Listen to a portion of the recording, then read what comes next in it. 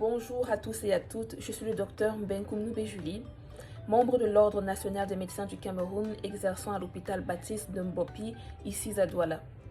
Je viens dans cette vidéo vous parler d'un phénomène qu'on observe assez souvent chez les patients qui viennent se faire consulter. Il est vrai que tout le monde n'est pas concerné par cela, mais je pense qu'un grand nombre de patients se retrouvera dans cette description. Alors, souvent, lorsque des malades viennent pour se faire consulter, surtout ceux qui souffrent de maladies chroniques ou de maladies récurrentes, ils ou elles viennent avec des carnets d'autres hôpitaux, ayant consulté plusieurs médecins au fil des années. Mais quand vous leur demandez ce qui s'est dit dans ces hôpitaux, ce qui s'est fait, ils sont souvent incapables de vous répondre. Je vous donne une anecdote pour que vous puissiez comprendre. Je reçois une patiente dans mon bureau. Celle-ci se plaint de douleurs abdominales depuis plusieurs années qui viennent de manière récurrente. Et elle me dit qu'elle a eu à consulter dans telle clinique, elle a dépensé de fortes sommes pour des examens et qu'elle a donné les résultats au médecin qui lui a prescrit des médicaments et qu'après un certain temps, elle a recommencé à avoir des douleurs et donc elle vient me consulter. Je lui demande d'accord, quels sont les examens qu'elle a faits et quels étaient les résultats, pourquoi est-ce qu'on la traitait et quels sont les médicaments qu'elle a pris. Elle est incapable de me dire quels sont les examens qu'elle a faits. Elle n'est pas capable de me dire quelle a été la conclusion finale de son médecin traitant. Elle ne connaît pas le nom des médicaments qu'elle a pris. Et elle me dit, tout ça est marqué dans mon carnet, docteur, regardez dans mon carnet. Bon, comme à l'accoutumée, je feuillette son carnet pour essayer de voir. Et malheureusement pour elle, je ne retrouve pas les examens dont elle parle. Alors je lui dis, les examens ne sont pas là. Elle me dit, non docteur, regarde bien, certainement c'est marqué. Je lui explique que les résultats ne sont pas dans son carnet. Peut-être que c'était dans des enveloppes ou des feuilles qu'elle a perdues au fil du temps. Je suis obligée de recommencer la prise en charge depuis le début, refaire les examens qu'elle avait potentiellement déjà fait pour pouvoir venir à une conclusion qui avait peut-être déjà été établie. Alors, nous allons nous retrouver à perdre en temps et elle va devoir dépenser plus qu'il n'en fallait pour faire des examens qu'elle avait peut-être déjà fait. Tout cela, c'est pour arriver à une conclusion. Le malade doit être plus impliqué dans sa prise en charge.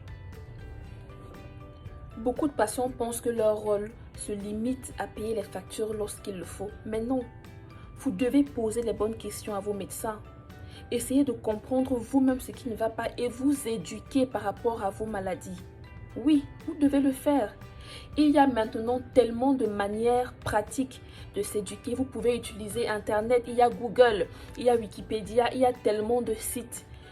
L'information médicale n'est plus quelque chose qui est réservé exclusivement aux médecins. Tout le monde peut avoir accès à ces informations et s'éduquer. Donc, s'il vous plaît, essayez déjà vous-même de comprendre ce qui se passe avec votre propre corps. Bien sûr, c'est vrai que Google ne peut pas remplacer votre médecin, mais ça vous permet déjà d'avoir une certaine idée. Et c'est ça qui est important. Vous devez être plus impliqué. C'est votre corps, c'est votre santé. Votre médecin, bien sûr qu'il doit faire son maximum pour que vous soyez en santé, mais il a plusieurs autres choses dans sa tête et ce n'est qu'un être humain. Il ne peut pas s'occuper de vous comme vous-même vous le ferez. Alors, s'il vous plaît, essayez vous-même de vous éduquer. D'accord? Vous éduquez par rapport à votre maladie. Quand vous venez à l'hôpital, vous posez les bonnes questions à votre médecin, qu'il vous explique tout ce qui se passe avec vous, qu'il vous dise en quoi consistera la prise en charge présentement et au long terme, qu'il vous dise comment est-ce que les examens qu'il est en train de vous prescrire sont importants, en quoi est-ce qu'ils sont importants, qu'ils vous disent en quoi est-ce que les médicaments qu'ils vous donnent, quels seront leurs impacts sur vous, s'ils auront des effets secondaires, quelles peuvent être les conséquences au long terme de la maladie dont vous souffrez, ce à quoi vous devez vous attendre.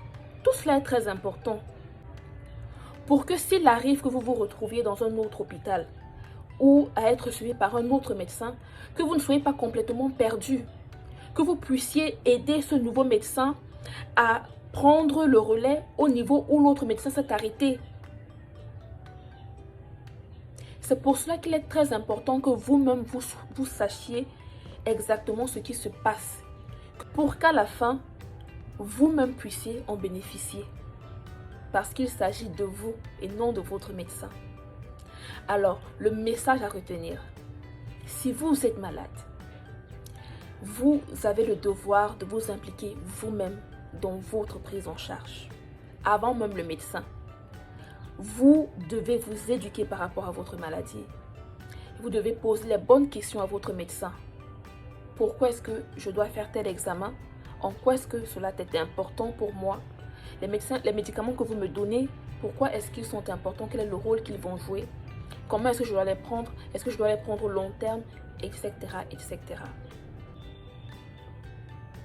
J'espère que vous trouverez cette vidéo utile. J'espère que vous allez changer si vous étiez de ceux qui s'abandonnent complètement à leur médecin. J'espère que vous allez être un peu plus proactif et que vous allez vous-même vous éduquer par rapport à votre maladie pour pouvoir rendre votre suivi plus agréable et plus facile pour les futurs médecins qui vous prendront en charge. Merci de m'avoir écouté et on se retrouve bientôt dans une autre vidéo. Au revoir.